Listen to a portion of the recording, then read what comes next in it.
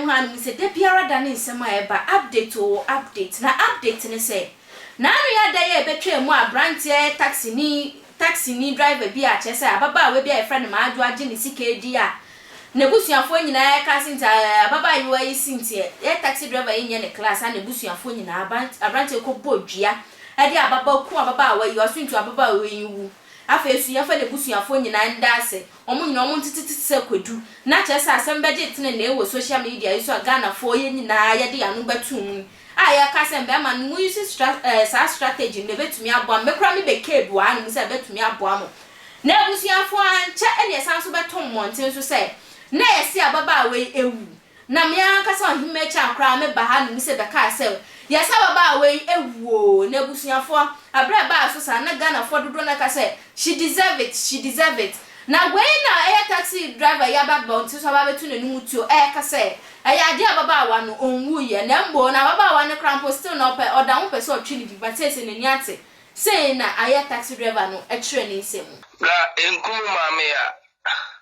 we are sure enkum maame ya enra NG TV na NG radio che say omo yankofo bi omo kan asema bebere ne agidi enti na yati we no ye say nokre ama ye nyina akra ya posti me ka say mesuma posti say yakuma wakuma me ya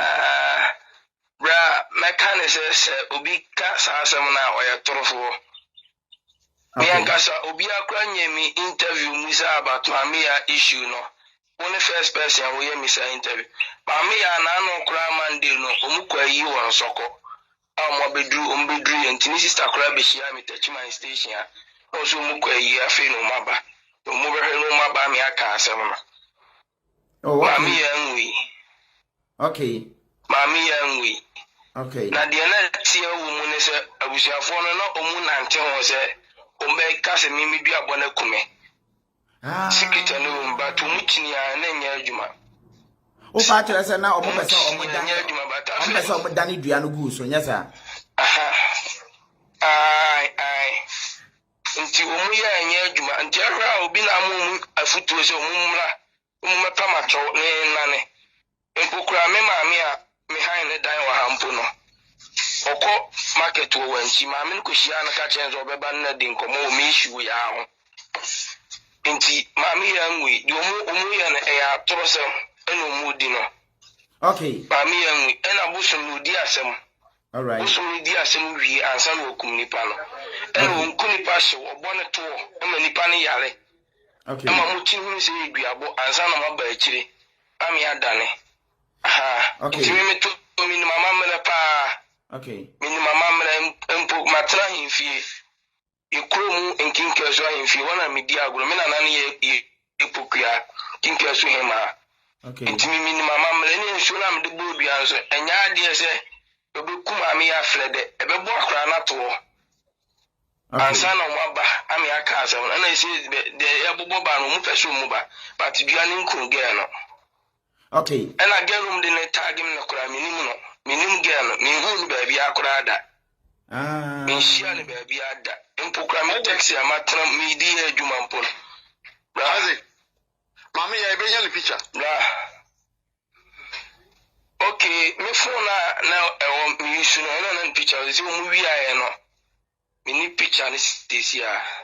okay Maame Yaa obi a osonwa ni nudu okay onye obi krokro session mu here no se ne aba ne se obia wo photo de atoto anim wa onim se bloggers de ba eja obia de bi to ho se be ye beba be hwe na yi ama no nti no which means a photo na etwa gu ni nyina no enye Maame Yaa photo a enye Maame Yaa photo bla oni ni pa wadwuma na wo ye no udi no korewu okay so ahwehwe me well Maame Yaa photo abaya no krampo no gina wa mi hu no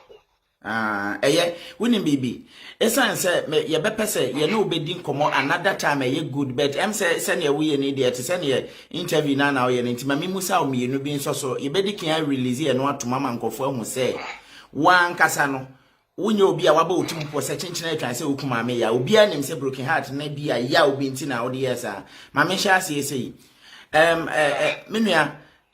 since a obo dua no wadaroma wa hu sunsanso bi e wo Maame Yaa ene ne maame ne papa no so because da wo bodua no wo first ya na wo target ye say abusua no ase omo ye akatakata ne ma so nti ama obu afu e na wi ansa na wo de Maame Yaa nka say wo ye odofo no which means wo do Maame Yaa na wo mpese wo bekunu beta abusua no na epushi ama wo ye ne wo ye no from then no wo hu say sunsanso bi aba say Maame Yaa ase ya le ne na abusua no bi a ne ma bi efa from ho e kire say dua ne nya ebeku omo ana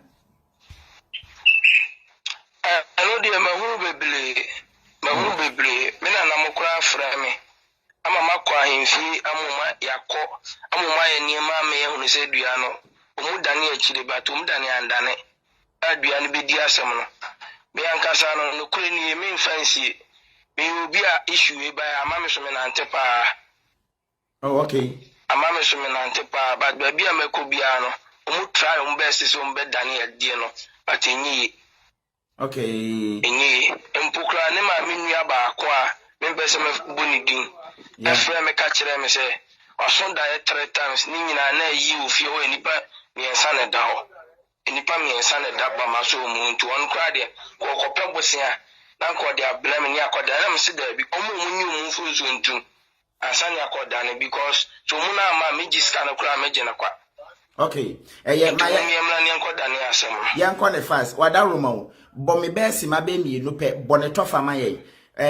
kwan be na fa so ni Maame Yaa odua bom na wo kire niema mu na wo fa no ye ni se ye na ase o mpe so mo dane asem na ni ade bo me tia wa bi wo honom se na ebe ya ga ye betum ama atiefu atia o mbe hu bre a wo bre ye na san fa she mame is it the first time woni oba tena na ase niema bi se aba na ase ebi ato pen because matete se ase wan kasa kra no akoma pa ekuta no wafa mabe mienu bi ama omo so the same thing ebi kura de okokopie so na nsem bi sisi wadaroma ayete se ampa na kwan be na afa so hu Maame Yaa na den wa ya ama Maame Yaa ne bre be na wa bre na busua nim wa na wadwen bi se obewale no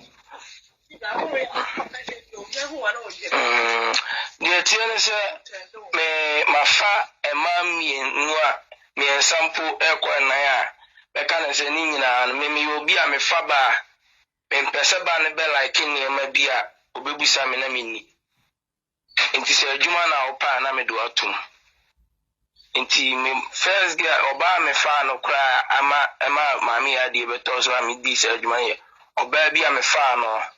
na ofiri kofolidua okay is the fa ne tonight ebon hoka okay ebo container nyina de ma no se na djuma opon adwuma no ye obi adwuma mu FMP hairdresser okay ani efe na reta okay satam na mi obi na mo taxi mi anka sa me personal car okay nti me hwe de we again si ble na me ton car no de ko bo container ma no busiafo me asemo Ghana han mi se nsam no sa ba na se wan hwe ye pa dia obe dire mi kanu ebu atan bi a chesa atan na obe bu no wan hwe ya na nsa kwa kosifom ente ya asem ba na ebeke bi amuma mpacho amuma yento ye boni enkasa nsam na nye sa dia de beba de kai se social media han osinya na ya attention TV nti oba homo de anse obe comment obe like wa share ewe videos ni nyina eso no we di channel no ho adanse de ahwa foforo wo yesa so na radio show o share ma bonti abom samra ne from oh ma echan